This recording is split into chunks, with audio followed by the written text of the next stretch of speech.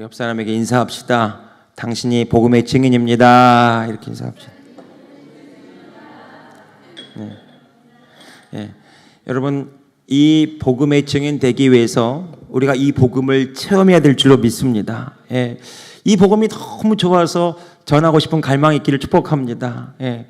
너 우리 교회 한번 나와봐. 이게 전도가 아니라 너 이 복음을 믿어야 된다. 이 복음을 설명할 수 있고 이 복음을 전하는 저와 여러분의 삶이 하나님 나라의 광고판이기를 축복합니다. 당신을 보니까 예수님 믿고 싶습니다. 이 말을 들어야 되지 않겠어요? 네. 예. 우리 옆 사람에게 인사합시다. 권사님, 집사님 보니까 예수님 믿고 싶어요. 한번 인사합시다. 네, 정말요? 이래야 돼요. 정말로. 예. 네. 정말로 그래야 됩니다. 예. 오늘은 성경 본문을 설교하면서 읽어가도록 하겠습니다. 예.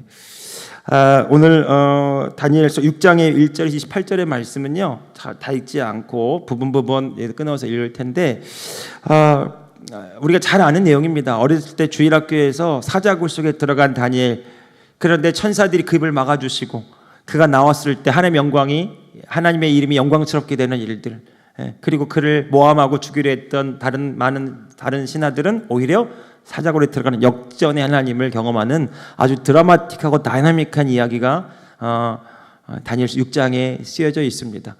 다니엘의 이야기니까 그렇지만 사자굴에 내가 들어간다고 생각해 보십시오. 제가 아이들 어렸을 때 저 청주동물원 한번 간 적이 있거든요. 근데 이 청주동물원이 참 너무 신묘막측한 것은, 아마 제가 알기로 제가 가본 동물원 중에 가장 사자를 가깝게 접견할 수 있는 동물인 것 같아요.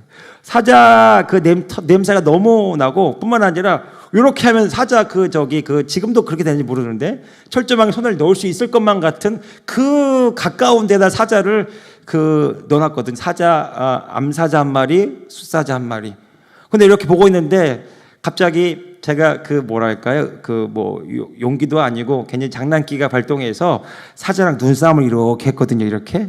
근데 애가 오더라고요. 왔는데 크게 애가 으르렁거리지도 않았어요. 그냥 사자가 복식 호흡으로 그 소리를 하더라고요. 이렇게 한대더라고요. 이렇게. 그러는데 순간 제가 그 심장이 멎는 듯한, 그냥 그게 얼어버리는 듯한 그 기에 질려가지고, 그런 사자 울음소리 가깝게 들어보셨습니까? 예. 예. 다니엘 이야기니까 편하게 들을 수 있지만, 이 사자굴에 들어간다는 것은 죽는다는 얘기예요.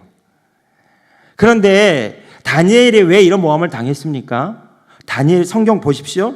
6장 1절, 2절, 3절 같이 읽어봅시다. 다니엘이 왜 이런 일을 당했는지 읽어봅시다. 시작.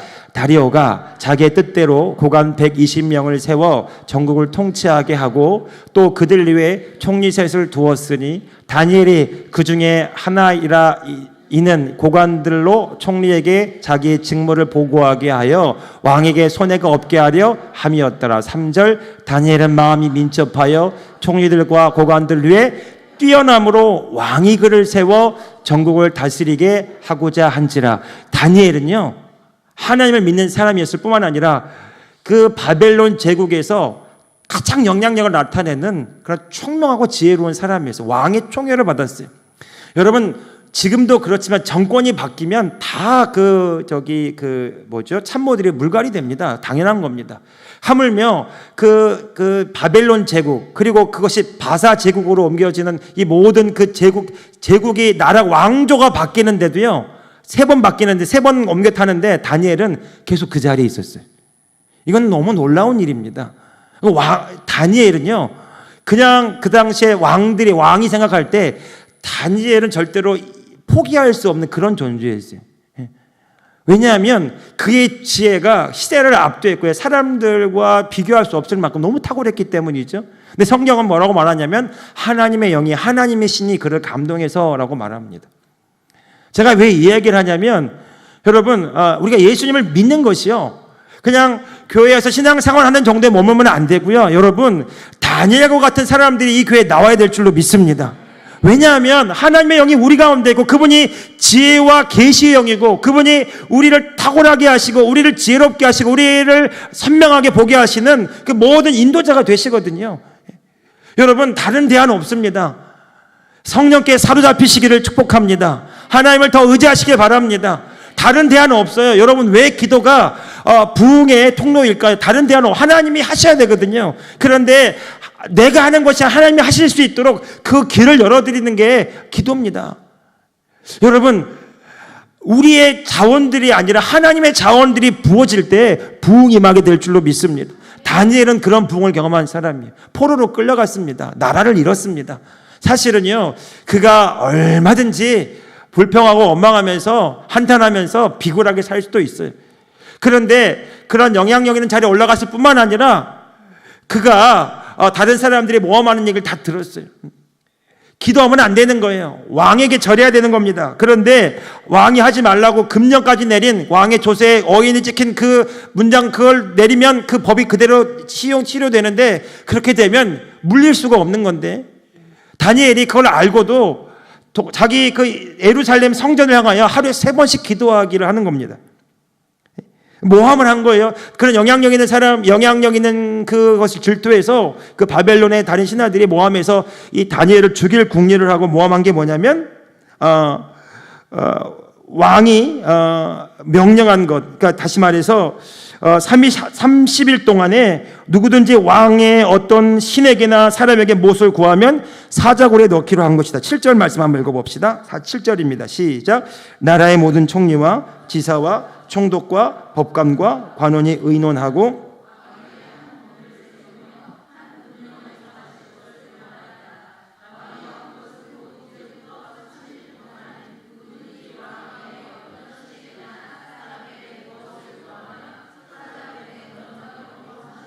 아주 교묘하고 아주 간사한 방법을 씁니다. 왕에게 충성을 맹세한 것처럼 그들은 점수를 따면서 그 함정에다가 다니엘을 집어넣으려고 한 거죠. 그래서 8절 봅시다. 왕이 흡족하게 여겨서 그렇게 그 신하들의 말을 듣습니다. 읽어봅시다. 시작.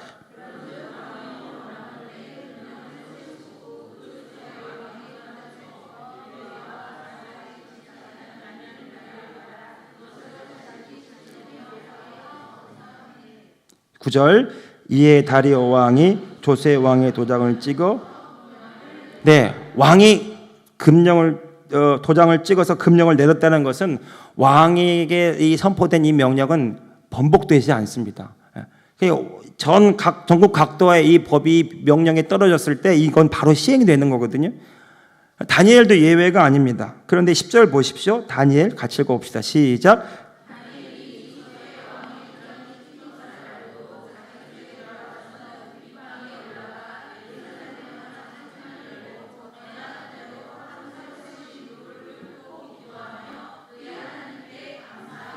여러분, 다니엘이요, 자신의 성공의 목적이었다면 이렇게 못합니다. 얼마든지 피해갈 수 있어요. 여러분, 30일 동안입니다. 30일만 참으면 됩니다. 그러면 피해가는 거 얼마든지 지혜롭게 현명하게 빠져나갈 수 있는 그런 구석이 있어요. 그런데 다니엘 너무 외골수 아닌가요? 너무 외골수죠. 30일을 못 기다려가지고 그 함정을 알고도, 자기가 사자굴에 들어갈 줄을 알고도 윗방에 올라가서 예루살렘으로 향한 창문을 열고 전에 하던 대로 하루에 3번씩 무릎을 꿇고 기도하며 그 하나님께 감사하였더라. 여러분, 뭐가 감사했을까요? 사실은 자기가 알고 있기 때문에 나 이 기도하면 사람들이 나를 잡으려고 올 것이고 나는 사자굴에 떨어져 죽게 될 것이다. 그런데 다니엘은요, 자신의 그 목적과 자신의 정체성이 너무 분명했던 사람 같아요. 그런 하루에 3번씩 날마다 그렇게 예루살렘의 회복을 위해서 기도했던 사람입니다. 그러니까 다니엘이 자기의 성공을 위해서 했다면 이 기도를 안 하면 그만이지만 이 기도를 매번 드렸던 것처럼 했다는 것은 무엇이냐면 다니엘의 목적이 그 지금 전국 왕의 총애를 받은 총리가 돼서 끝까지 승승장구하는 그런 성공하는 삶을 사는 것이 자신의 목적이 아니었다는 것을 우리가 알 필요가 있어요. 여러분, 다니엘은요, 하나님 나라가 회복되기를 원했어요. 예루살렘이 회복되기 원했어요. 이스라엘이 회복되기를 원했어을 그래서 그것을 위해서 중보하며 기도했던 사람입니다. 그러니까 지금 이것을 못하게 한다는 것은 뭘 못하게 하는 거예요? 자신의 본질적인 사명, 자신의 정체성, 자신을 이 자리에 세우신 하나님의 뜻을 내가 포기하겠다는 것입니다. 이것은 엄청난 도전이죠. 그런데 다니엘이요, 자신의 목적을 너무 분명하게 삼은 겁니다. 다시 말해서 자신이 성공하고 자신이 승진하고 자신이 권력을 잡고 자신이 원하는 삶을 살아가는 것이 목적이 아니라 그 목적은 그것은 하나님의 영광을 나타내고 주의 뜻을 이루는 통로라는 거예요. 따라합시다. 목적이 수단이 되게 하자. 여러분, 오늘 저와 여러분이 원하는 그 삶이 하나님의 영광을 나타내는 수단 되기를 예수님의 이름으로 축복합니다. 여러분, 이 이야기의 결말이 바로 그것이에요. 사자굴에 떨어졌으나 하나님이 살리셔서, 그래서 어떻게 됐는데요? 많은 사람들이 살아계신 하나님을 우러러보게 되었다라는 것입니다. 여러분, 요즘에요, 아까 제가 오전에 잠깐 인용했지만 제가 어제 갔다 온 그 세미나가 한국교회의 문제적인 상황을 좀 인식하고 어떻게 이 상황을 돌파할 것인가, 장신대 교수님, 여러 각교 교수님들이 토론하고 세미나하고 주제 발표하고 그렇게 했던 그 심포지엄에 갔다 왔는데, 무슨 얘기를 하냐면, 이제 한국교회가 이 선교적인 방향을 정말 올바르게 잡지 않으면 한국교회 이대로 가다가는 계속해서 쇠퇴할 수밖에 없다라는 그런 어떤 이런 절박함에서 모인 겁니다. 모였는데, 이 세상 사람, 이 사회가 지금 어떻게 이 교회를 바라보고 이 한국 교회를 바라보냐면, 교회가 많은 것을 가지고 자기들만 잘 먹고 잘 사는 그런 교회, 그런 교회, 계속 화려하고 웅장하고, 그리고 한국 사회의 그 엘리트 집단, 법조계, 문화계, 교육계, 정치계, 여러 분야의 예술계까지 가장 탁월하게, 다른 종교에 비해서 가장 탁월하게 많은 비중을 차지하는 것이 개신교 기독교인들이라는 거예요. 그런데 그들이 그 자리에 서서, 그런 위치에 서서 많은 것을 가지고 있는데 사회가 안 바뀐다라는 거죠. 그래서 그 어떤 이런 그 반감이 한국 사회 안에 팽배하다는 겁니다. 그래서 마치 한국 교회가 마치 모순 덩어리고 비리 덩어리인 것처럼 언론이 몰아가고 많은 사람들이 그곳에 동조하고 있어요. 기독교라는 말이 그냥 나온 말이 아닙니다. 아주 이렇게 사회의 그 저변에 깔린 이 사람들의 무의식 속에 계속 이것이 전염되고 있어요. 그래서 교회 다니라 그러면 부정적이고 반감을 갖는다는 거예요. 어떤 그 목사님이 식당에 가서 밥을 먹다가 이제 그 주인에게 이렇게 물었대요. 교회 다니냐고. 교회 다니시냐 그랬더니, 교회 다니시냐 그랬더니, 교회 다닌다고. 그래서 그냥 그러고 말았대요. 그러고 말았는데, 나중에 보니까 그 식당에는 그 불교 사찰 이렇게 달력이 걸려 있더라는 거예요. 하도 이상해서 저건 뭐냐 그랬더니, 이렇게 개면적이 하는 게 뭐냐면, 또 교회 다니는 사람들이 와서 전하니까 그냥 교회 다닌다고 그랬다고. 나 사실은 절 다닌다고. 이렇게 부정적으로 그냥 이렇게 밀어낸다는 거죠. 관심도 없어요. 예. 그런데 진단이 뭐냐? 앞으로 한국교회가 어디로 나갈 거냐? 성경 그대로 예수님이 전하신 복음을 전해야 된다라는 거죠. 그 예수님 무슨 복음을 전했냐? 하나님 나라가 이 땅에 임했다라고 하는 하나님의 나라 복음을 전했다라는 거예요. 그런데 한국 성도들의 가장 많은 의식 가운데 있는 게 뭐냐면 천당 복음이거든요. 죽으면 천국 간다. 예, 물론 맞습니다. 예수님 믿고 예수님이 우리의 구원자이시기 때문에 우리가 영원한 생명을 누리고 천국의 소망을 두고 이 땅을 살아갑니다. 그런데 정작 문제는 뭐냐면 예수님이 전하신 복음은 이 땅에서 하나님의 나라가 경험되어져야 된다라는 거죠. 지금 이 땅에 예수님 믿는 것이 기쁘지도 행복하지도 않는데 왜 천국 가려고 하십니까? 이렇게 물어본다는 거예요. 빌 하이벌스 목사님이, 윌로우 크릭교회 빌 하이벌스 목사님이 그런 얘기를 했어요. 당신이 지금 이 시간 예수님 믿고 예수님과 함께 있는 것이 좋지 않은데 왜 천국 가려고 합니까? 천국은 어떤 곳이길래요? 천국은요, 예수님과 영원히 살아가는 곳입니다. 예수님이 신랑이고 우리의 신부가 되고요. 제가 언니가 그 세 가지 성경 공부하는데 여러분 천국이 어떤 곳인지 아십니까? 그랬더니 어떤 곳이길래 세 가족들이 참 궁금하게 물었어요. 했더니 예수님과 영원토록 살아가는 곳입니다. 좋으시죠? 그랬더니 어떤 분이 아주 의문스럽게 물어보더라고요. 그게 다인가요? 그러더라고요. 그게 다인가요? 여러분 생각해 보십시오. 보석이 깔리고 다이아몬드가 깔리고 금이 휘황찬란한 게 있다면 그게 며칠 정도 좋을까요? 모래하고 같이 흔하고 흙먼지처럼 뻔한 거라면 그것은 결코 희소 가치가 없고 귀중한 게 아닐 거예요. 여러분 천국이 좋은 이유는 우리의 영원한 만족이 되시고 영원한 기쁨이 되신 예수 그리스도와 영원히 함께 거하는 것입니다. 여러분, 그 기쁨이 오늘 우리 삶에 누려지지 않는다면 여러분, 우리는 포인트를 잘못 잡고 있다는 거죠.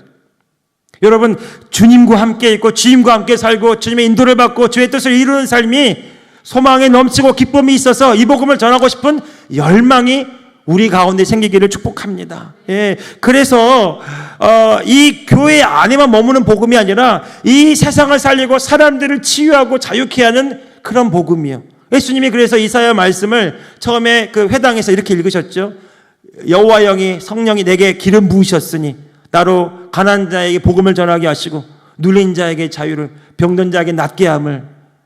복음이 세상 속으로 들어가서 이 억압된 것을 풀고 눌린 것들을 자유케 하고 병든 것들을 치유하고 가난한 자에게 복음을 전해서 그들로 하여금 생명을 얻어 살게 하는 살리는 복음을 전했다라는 거죠. 여러분, 이 복음이 교회 안에서 믿는 자들 안에서 머무는 복음이 아니라 그냥 복음을 전할 때도 예수 믿고 구원받으라, 그리고 교회 안에서 신앙생활하는 정도에 머무는 것이 아니라 이 복음이 예수 그리스도를 만나게 하는 복음이고 이 복음 예수 그리스도의 만남을 통해서 예수 그리스도가 우리를 살게 하고 치유하고 자유케 하고 복되게 함으로 말미암아 우리가 나가는 곳곳마다 오늘 저와 여러분을 통해서 예수 믿는 사람들이 많아지기를 축복합니다. 예. 그래서 베드로가 이렇게 말한 거예요. 너희는 하나님의 거룩한 나라에 그의 소유된 백성이니 이는 너희를 어두운 데서 불러내어 그의 기이한 빛에 들어가게 하신 하나님의 아름다운 덕을 선전하게 하려 하심이라. 내게 주신 은혜를 나누고 나에게 역사하신 하나님의 일들을 나누고 내가 가진 풍성함을 나누고 그것들을 자유케 하고요. 이 하나님의 나라라는 겁니다. 그래서 이 하나님의 나라 복음이 한국교회 안에 회복되어져야 된다는 거죠. 근데 제가 신학교 1학년 들어갔을 때 저는 한신에서 한국에서 가장 진보적인 신학교라고 명명되는 한신에서 신학 공부를 6년 동안 한 겁니다. 근데 이 기장교단에서 하는 복음이 뭐냐면 하나님 나라 이 땅이에요. 캐치프라이드가 그럼 하나님 나라 이 땅에. 하나님 나라 이 땅에. 예. 그래서 이 하나님 나라 이 땅에 회복하기 위해서 어떻게 하느냐? 70년대, 80년대 목회자 신학교 선배들이 하는 게 뭐냐면 농촌 선교, 도시 빈민 선교, 사회 약자 계층들 향하여 들어간 거예요. 그들 예수님처럼 갈릴리 마을 공동체에 살린다고 그래서 속으로 들어간 겁니다. 그래서 정말 순수하게 그들 속으로 들어가서 그들과 함께 살고 그들을 회복시키겠다고 했는데, 근데 문제는 뭐냐면 지금은 거의 소멸되어 있어요. 왜인 줄 아십니까? 이 사회의 이 구조적인 부분들에 압도당하는 거 안 되는 거예요.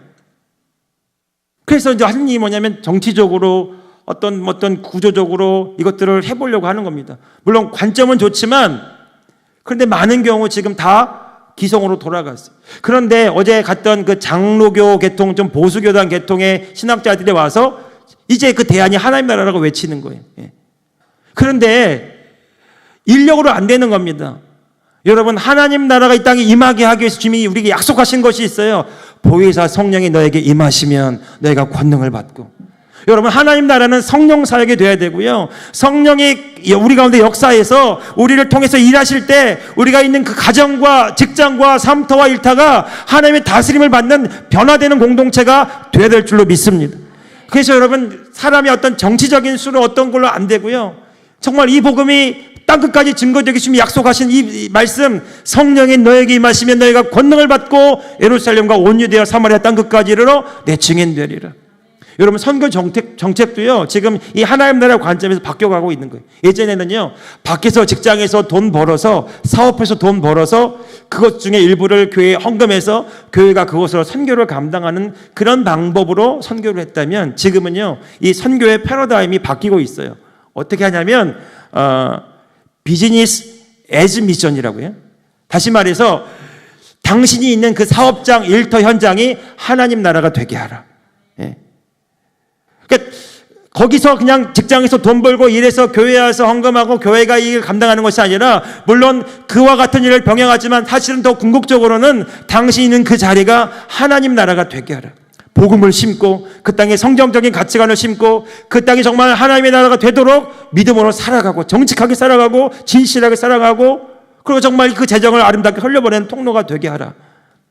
여러분, 그것이 정말 이 사회에 만연한 그 부정적이고 또 정말 그 의심이 많은 눈치를 바라본 이 세상의 의식을 바꿔놓을 수 있는 대안이라는 거죠. 여러분, 다니엘이 그와 같은 삶을 살았다고 저는 믿습니다. 왜냐하면요, 다니엘은 정말 그 왕의 총애를 받는 국무총리가 되고 온 각도를 다스리는 그런 권력을 가진 그런 신하였어요. 그런데 그 자리에 있는 그가 그것을 연연했다면 오늘 이 자리까지 사자굴에 들어가는 위기를 초래하지 않았을 거예요. 그런데 그가 사자굴에도 들어가도 괜찮다라고 말할 수 있는 근거는 딱 한 가지입니다. 나는 하나님 나라의 백성으로서 나를 통해서 저 땅이 회복되기를 원하는, 나는 그 사명을 포기하지 않겠다라는 거죠. 여러분, 이 목적이 수단이 되는 삶, 오늘 저와 여러분의 자녀들의 목적이 하나님의 영광을 나타내는, 하나님 나라를 일구는 수단이 되기를 예수님의 이름으로 축복합니다. 예술계로 나아가고 교육계로 나아가고 법조계로 나아가고 의료계로 나아가서 그 땅을 차지하고 정복해서 그 땅이 하나님 나라가 되게 하는 것. 이 세상에 압도당하고 이 세상의 물질과 이 세상의 구조 속에 함몰되는 것이 아니라 이 세상을 깨워내고 살리는 하나님 나라를 세워가는 것. 그래서 그런즉 너희는 먼저 그의 나라와 그의 의를 구하라. 그리하면 이 모든 것을 더하신 하나님의 그 놀라운 공급하심을 경험하는 그런 일들이 있기를 축복합니다. 여러분, 다니엘은요, 그래서 여러분 사자굴에 들어갑니다. 사자굴에 들어가서 다니엘이 하나님 앞에, 하나님 저 죽을 것 같아 살려주세요, 이렇게 한 것이 아니에요. 다니엘은 하나님이 함께 하심을 알았어요. 보십시오. 자, 16절부터 읽어보겠습니다. 16절부터 읽어보겠습니다. 시작. 이에 왕이 명령함에 사자굴에 들어갔어요. 사자굴에 던져 넣는지라. 왕이 다니엘에게 이르되 내가 항상 섬기는 너희 하나님이 너를 구원하시리라 하니라. 자, 누가 말하는 얘기입니까? 16절에 왕이 말하는 거예요. 이전에도 그와 같은 일이 있었고 사드락과 메삭과 아벳노고를 통해서도 보았고요.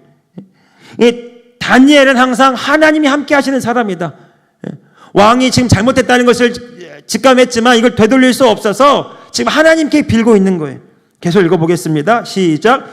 이에 돌을 굴려다가 구러기를 막음에 왕이 그의 도장과 귀족들의 도장으로 봉하였으니 이는 다니엘에 대한 조치를 고치지 못하게 함이었더라. 자, 그렇게 되면 이 신하들이 세운 계획이 다 성공한 것처럼 보이고 왕이 잘못 판단해서 다니엘이 죽게 된 이 결론으로 끝나는 것이 맞습니다. 그런데 19절 보십시오. 읽어봅시다. 시작. 다니엘이 든 굴에 가까이 이르러서 슬피 소리질러 다니엘에게 묻되 같이 살아계신 하나님의 종 다니엘아, 내가 항상 섬기는 내 하나님이 사자들에게서 너를 구원하셨느냐 하니라. 아멘. 할렐루야. 보십시오. 살아계시는 하나님의 종 다니엘아, 이렇게 말하잖아요. 여러분, 원래는요 이 말이 틀린 말입니다. 원래 이 당시에 신하라고 하면 누구의 종이 되어야 맞습니까? 왕의 종이 되어야 맞습니다. 그래, 다니엘은 왕의 종으로 살지 않고요 하나님의 종으로 살았다는 거예요. 여러분, 그것이 다니엘을 다니엘 되게 만들었던 겁니다.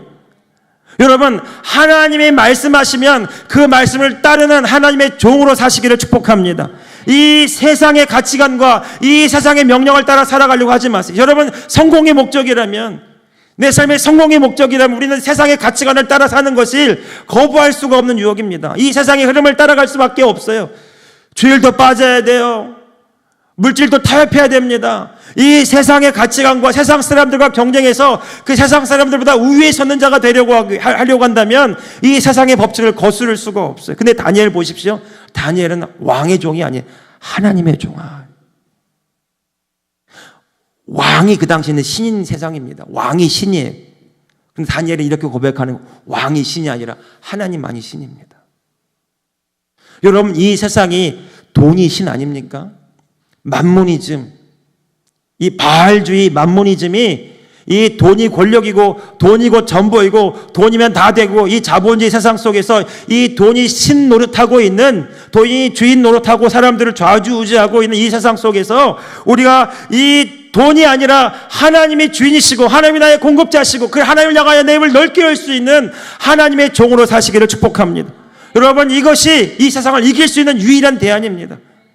이 세상에 거슬러 올라가서 하나님이 나의 공급자시고 하나님 나의 지혜시고 하나님 나의 도움이시고, 만약 다니엘이 사람의 종으로 살았다면 사자굴에서 들어가지 않기 위해서 노력했겠고요, 살려달라고 간구했을지도 몰라요. 그런데 다니엘은 전혀 그런 것이 없어요. 다윗이 아마 그랬을까요? 골리앗보다 크신 하나님. 우리 쉽게 말하지만 정말 이 세상보다 크신 하나님을 우리가 바라보고 살아가고 있습니까? 사도 요한이 요한일서에서 말했어요. 너희 안에 계시니까 세상보다 크시다. 여러분, 우리가 이 세상을 이길 이미 그 자원들이 하나님 안에 있습니다. 그래서 성경의 시편에 계속 나오잖아요. 주님은 하나님은 나의 요새시고 방패시고 나의 산성이시고. 이거 다윗이 한 고백입니다. 다윗이 싸우는 모든 전쟁에서 그는 승리하는 싸움을 싸웠어요. 그런데 다윗이요, 분투하고 막 예를 쓰고 이기려고 발버둥 쳐서 이겼다 이런 말이 없어요. 다니엘은 항상 구했습니다. 하나님, 이 싸움에 이깁니까? 하나님 함께 하시겠습니까? 내가 함께 한다. 바람소리가 들리거든. 그때 나아가라. 지혜와 전략을 받아서 하나님과 함께 나아가 싸우는 싸움이기 때문에 그 싸움이 항상 이기는 싸움인 줄로 믿습니다. 여러분, 오늘 우리가 하나님 나라의 백성으로 살아가려면 주님이 우리에게 약속하신 성령의 기름 부음을 구하시고요, 성령의 능력을 의지하여서 성령님과 함께 나아가시기를 예수님의 이름으로 축복합니다. 여러분의 모든 삶이 성령이 일하시는 성령 사역이 되기를 바랍니다. 가정에서도, 직장에서도, 일터에서도, 사업장에서도 하나님이 나와 함께 하심에 저가 형통한 자가 되었더라. 여러분, 다니엘은요, 많은 사람들이 흠모하는 자였어요. 아우라가 있었다는 거죠. 예수 그리스도의 향기. 사도 바울이 그러잖아요. 너희는 예수 그리스도의 편지라, 예수 그리스도의 향기라, 그리스도의 대사들이라. 여러분, 표정들이 약간 위축되셨어요? 어떻게 그렇게 사나? 여러분, 우리의 노력과 있음으로 그렇게 못 삽니다. 여기서 아멘하고 싹 잊어버리고 딜리트 시키고 가지 마시고, 여러분, 하나님이요, 저와 여러분 안에서 그 능력과 권세를 나타내기를 원하십니다. 그래서 여러분, 이렇게 꼭 우리 정의하고 싶어요. 하나님을 위해서 살지 말고 하나님을 나타내는 삶을 사시기를 축복합니다. 하나님을 위해서 사는 것은 이런 거예요. 내가 내 열심으로 뭔가 하나님을 해보겠다는 거죠. 아니요. 하나님 나의 능력이시고 나의 도움이시고 나의 힘이시고 나의 지혜가 되셔서 우리의 겉사람은 날로 후패하지만 우리의 속사람은 날로 강건하고 드러나는 그런 삶을 살게 하시는 줄로 믿습니다. 예, 나의 나라는 내려지고 하나님의 나라가 왕성해지고요, 나는 날마다 죽고 예수가 내 안에 사시고 이 보배 되신 질그릇을 내가 가졌으니 이는 심히 큰 능력이 내게 있지 않고 하나님께 있음을 알게 하려 함이라. 여러분, 삼손을 보니까 그런 삶을 살았더라고요. 믿음이에요. 어떤 믿음이냐면 하나님께서 그를 사사로 부르셔서 그게 초자연적인 힘을 주셔서 그 힘으로 민족을 구원하게 하셨어요. 그러니까 삼손은요, 언제든지 자기가 믿음으로 행하면 이길 수 있다는 확신이 있었기 때문에 나귀 턱 하나가지고도 몇천 명의 그 블레셋 사람들을 이겨버리잖아요.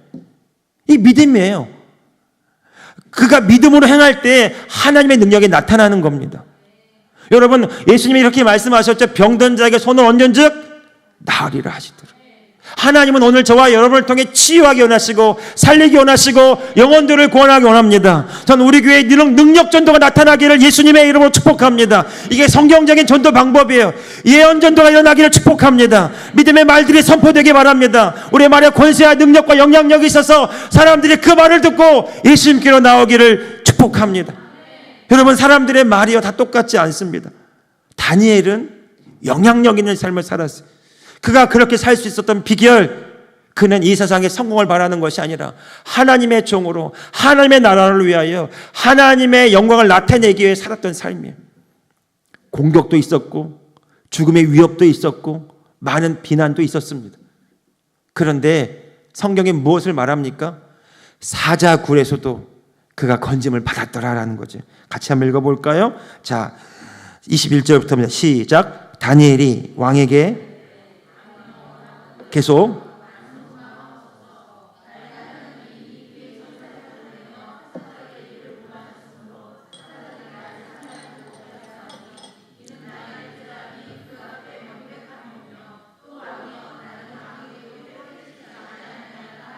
야, 보십시오. 22절에 제가 주목하고 싶은 단어는 임입니다. 나의 하나님이 이미 그의 천사를 보내요. 아까 다니엘이 동쪽을 향하여 예루살렘을 향하여 뭐 했다고 그랬어요? 하루에 3번씩 기도하고 그 다음에 그의 하나님께 뭐 했더라? 감사였더라. 여러분, 그는 기도하는 사람이었어요. 그냥 단순히 기도만 하는 것이 아니라 하나님과 교제하고 교통하는 사람이었어요. 하나님이 하실 일들을 보는 사람이었고 하나님의 지혜와 하나님의 계시로 하나님의 뜻을 나타내는 사람, 이루는 삶을 살았어요. 그러니까 다니엘은 지금 보았던 거예요. 알았던 거예요. 이 싸움이 어떻게 흘러갈지도 알고 있었어요. 사자굴이 자기를 죽이는 싸움이 아니라 이 사자굴이 하나님의 영광을 나타내는 승리하는 싸움이 될 것을 알았기 때문에 그에게 감사가 터져나왔고 기쁨이 터져나왔습니다. 여러분, 오늘 저와 여러분에게 이 싸움이 주어졌어. 오늘 저와 여러분은 이미 예수 그리스도가 승리한 싸움에 승리의 깃발을 들고 참전하는 용사인 줄로 믿습니다. 이 싸움은 예수님이 이기셨어요. 여러분, 이 승리하는 싸움에 믿음으로 참전하는 용사들이 되기를 축복합니다. 따라 나는 언제나 그리스도 안에서 이기는 자입니다. 그래서 찬양하잖아요. 승리는 내 것일세 구세주의 흘린 승리는 내 것일세 가능하니 승리만이. 네, 이렇게요. 네. 여러분, 우리는 이길까 질까 엎치락 뒤치락 하는 싸움이 아니라 말씀을 그대로 보면 담대하라, 내가 세상을 이길 거야 이렇게 말하지 않고 이기언노라 이렇게 말했어요. 내가 다 이루었도다 이렇게 말했어요. 다 이루신 약속의 말씀을 주시면서 믿고 행하라고 말씀하셨어요. 여러분, 우리는 주님이 다 이겨놓으신 승리한 싸움에 부름받아서 이 승리의 깃발을 꽂으면서 이거 주님이 하신 것입니다 나타내는 자로 부름받았다라는 거죠. 우리는 다니엘이 사자굴에서 승리할 것을 바라봤던 것처럼 우리는 예수 그리스도를 통해서 하나님이 이기신 그 싸움을 믿음으로 보면서 먼저 감사하는 자들이 되기를 예수님의 이름으로 축복합니다. 놀랍지 않습니까? 옆 사람에게 한번 축복합시다. 당신은 이기는 자입니다. 당신은 이긴 자입니다. 이만희가 이긴 자가 아니고 여러분이 이긴 자입니다. 예. 여러분, 우리는 승리가 이미 우리 안에 있어요. 치유도 우리 안에 있습니다. 부요도 우리 안에 있습니다. 형통도 우리 안에 있습니다. 예수 그리스도 안에 우리가 있기 때문이죠. 예. 예수 그리스도가 하나님께로부터 나와서 우리에게 지혜와 거룩함과 의로움과 구속함이 되셨나니, 이 말은요, 예수가 우리의 모든 것이라는 말이.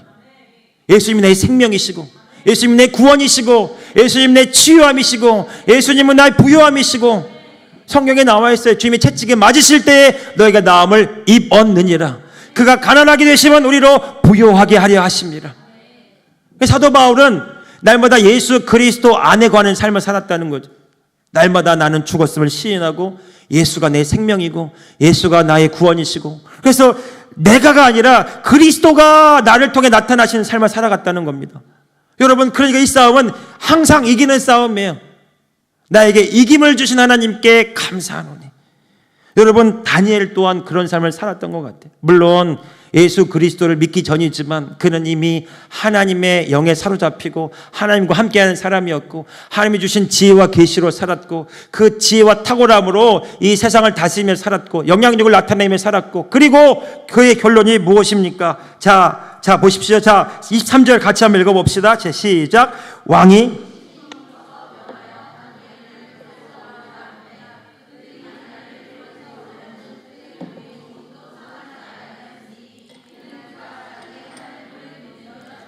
이 부분이 너무 중요합니다. 자기 하나님을 믿음이었더라. 여러분, 하나님을 믿는 게 무엇입니까?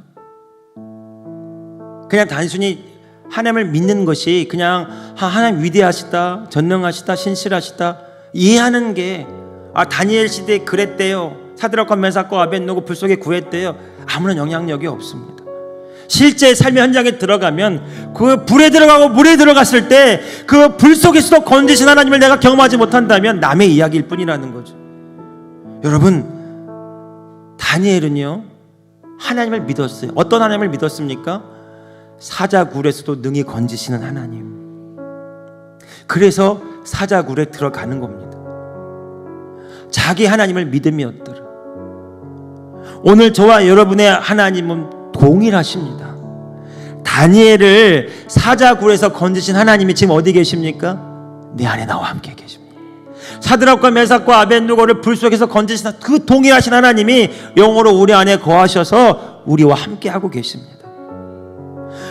골리앗을 무너뜨렸던 다니엘과 함께 하셨던 그 하나님의 영이 오늘 저와 여러분 안에 거하셔서 이 세상의 골리앗을 무너뜨리시기를 원하시는 거예요. 그리고 내가 참된 주인이고 하나님이라고 말하는 거죠. 예수님이 가이사랴 빌립보 지방의 제자들 다 불러놓고 이렇게 말씀하셨습니다. 사람들은 나를 누구라고 하느냐? 로마 황제가 신이라고 말하는 이 가이사랴 빌립보 그 지방 그 한가운데서 예수님은 제자들에게 물어보셨어요. 사람들은 나를 누구라고 하느냐? 더러는 엘리야, 더러는 선지야, 더러는 세례 요한과 같다 하더이다. 너희는 나를 누구라고 하느냐? 베드로가 말합니다. 주는 그리스도시요 살아계신 하나님의 아들이십니다. 이 신앙 고백 위에 교회가 세워집니다. 음부의 권세가 이기지 못하리라. 여러분, 이 고백 위에 저와 여러분이 만났습니다. 주는 우리의 구원자시요, 주는 하나님의 아들이시요, 주님은 내 안에 계셔서 나의 생명이시요, 나의 구원이시요, 나의 모든 것입니다. 이 고백이, 우리 교회의 고백이, 저와 여러분의 고백이 가정과 직장과 일터 가운데 흘러가기를 예수님의 이름으로 축복합니다. 그 사람들이 다니엘을 우러러봤던 것처럼 우리를 보면서 하나님을 경험하게 되기를 예수님의 이름으로 축복합니다. 예수님이 그런 삶을 사셨어요. 나를 본 자는 아버지를 보았거늘 어찌하여 하나님을 보이라고 하느냐? 나를 보고 믿지 못하겠거든 내가 하는 일을 보고 내가 하나님께로부터 보냄받은 자인 것을 믿으라. 여러분, 오늘 저와 여러분 안에 성령이 오셔서 우리를 자녀 삼아 주셨습니다. 예수님이 하나님의 아들이심과 동일하게 우리도 예수님과 함께한 공동 상속자입니다. 우리는 하나님께 입양된 하나님의 아들과 딸입니다. 우리도 그렇게 말할 수 있어야 됩니다. 나를 본 자는 하나님 아버지를 볼 수 있습니다. 내 안에 그분이 계시고 나와 함께 하시고 나를 통해 역사하시기 때문에 나는 항상 그분이 기뻐하시는 일을 하고 있습니다. 여러분, 이것이 다니엘의 삶이었고 다니엘의 승리의 원동력, 이것이 그가 자기 하나님을 믿은 결과였습니다. 자, 마지막이요 26절입니다. 같이 읽어보겠습니다. 결론이죠. 시작.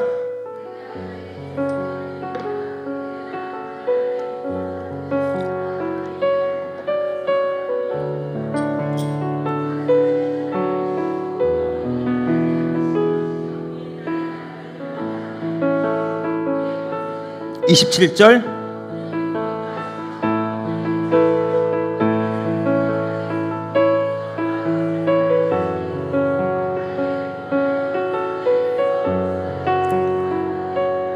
나라의 법이 바뀌잖아요. 나라의 법이 바뀝니다. 왕의 명령이 바뀝니다. 다니엘 한 사람이 하나님 앞에 믿음으로 나아갔을 때 하나님의 그를 통해서 하나님을 드러내실 뿐만 아니라 그 나라의 우상을 내려버리고 하나님이 참된 주인으로 그 땅에서 올려짐을 받는 것입니다. 이것이 하나님 나라 복음인 줄로 믿습니다. 여러분, 우리가 이 세상을 변화시켜야 됩니다. 우리가 이 대한민국을 변화시켜야 됩니다. 이 대한민국 살려달라고 기도하는 거기서 머무는 것이 아니라 하나님, 내가 이 땅의 소망이고 희망이고 복음이 되게 하여 주옵소서. 우리의 가정과 우리 자녀들이 이 땅을 변화시키는 다니엘들이 되게 하여 주옵소서. 목적이 수단이 되게 하여 주옵소서. 나라와 그의 의를 구하는 자들이 되게 하여 주옵소서. 하나님의 종이 되게 하여 주옵소서. 하나님 나라의 복음이 되게 하여 주옵소서. 이 간절한 기도가 이 교회 시작되기를 예수님의 이름으로 축복합니다. 여러분, 심으십시오. 계속 자녀들을 위해 심으시기 바랍니다. 부으시기 바랍니다. 축복하시기 바랍니다. 기도하시기 바랍니다. 열매를 거두게 될 줄로 믿습니다. 믿은 대로 될지어다. 믿은 대로 될지어다. 여러분, 마지막 28절에 그가 다리오 왕의 시대와 바사 사람 고레 왕의 시대에 형통하였다라 말하잖아요. 사실 이건 한 줄로 나와요. 진짜 중요한 것은 나라가 바뀌는 겁니다. 법이 바뀌는 겁니다. 하나님의 영광이 나타나는 것입니다. 위대하신 주 찬양의 위대하신 주 모두 알게 되리라. 모두 알게 되리라. 위대하신 주님, 성령의 시간 기름 부으소서. 우리 한번 두 손 들고 찬양합시다. 성령이여, 손끝에서부터 성령의 기름 부음이 위대해 하나님 머리끝부터 발끝까지 다시 충만하게 하소서. 찬양의 성령의 시간 역사하소서. 모두 알게 되리라, 모두 알게 되리라. 위대 성령이여 부으소서. 주님 주의 영광을 나타내소서. 주님 위대하신 주, 위대하신 성령이여, 이 시간 손을 들었사오니 이 손에 기름 부으시고 이 기도에 기름 부으시고 저들의 고백에 기름 부으시사 저들의 믿음의 고백이, 믿음의 기도가, 소원의 간구가 하명을 나타내는 동로가 되게 하여 주시옵소서. 나의 아들과 딸들을 주님께 올려드립니다. 아브라함 이삭을 바쳤던 것처럼 위대하신 주, 아브라함 이삭을 바쳤던 것처럼 주의 제단 위에 나의 자녀들을 올려 세우오니 주의 기름 부으시사 우리 자녀들의 통로가 되게 하소서. 우리의 손자와 손녀들이 이 세상을 바꾸는 다니엘과 같은 자들이 되게 하여 주옵소서. 저들이 주님을 경외하게 하시고 저들의 주님의 종이 되게 하시고 영광의 통로가 되게 하여 주시옵소서. 아멘. 우리 시간 같이 우리 주여 세 번 크게 부르짖고요. 우리 시간 우리 간절하게 한번 5분간만, 시간이 좀 지났지만 오늘 아침부터 하나님 큰 감동을 주세요. 여러분, 지난주 수요일부터 계속 주님이 저에게 주시는 마음은 보라 내가 새 일을 행할 것이라. 그냥 단순히 말씀을 떠도는 것이 하나님이 강력하게 우리에게 도전하고 요청하고 있다고 믿어져요. 여러분, 하나님이 이 교회의 꿈을 가지고 우리를 부르셨는데 우리가 혹시 목적이 그냥 거기서 끝나버린 건 아닙니까? 여러분, 이 교회 그냥 건축하는 것을 끝나버린 것은 아닙니까? 이 교회 그냥 안정적인 것 끝나버리는 것은 아닙니까? 아니요, 하나님의 영광을 일어나기를 원합니다. 주님이 세례하기를 원하십니다. 이 청주 땅을 변화시키기 원하고 이 죽은 영혼들을 구원하기 원하고 성령의 기름을 물붓듯 하셔서 우리로 하나님의 나라가 되게 하시는 줄로 믿습니다. 여러분, 이 교회를 위하여 우리 기도합시다. 오늘 저와 여러분이 이 교회의 통로가 되기 원합니다. 성령의 기름의 통로가 되기 원합니다. 복음의 통로가 되기 원합니다. 사자굴이 하나님의 영광을 나타내는 통로가 되게 하여 주옵소서. 우리의 믿음의 시련이 하나님의 승리를 나타내는 통로가 되게 하여 주시옵소서. 우리 세 번 부르짖고 함께 합심해서 교회와 가정과 자녀들과 이 청주 땅을 향하여 우리 믿음으로 이 시간 중보하며 기도하기를 원합니다.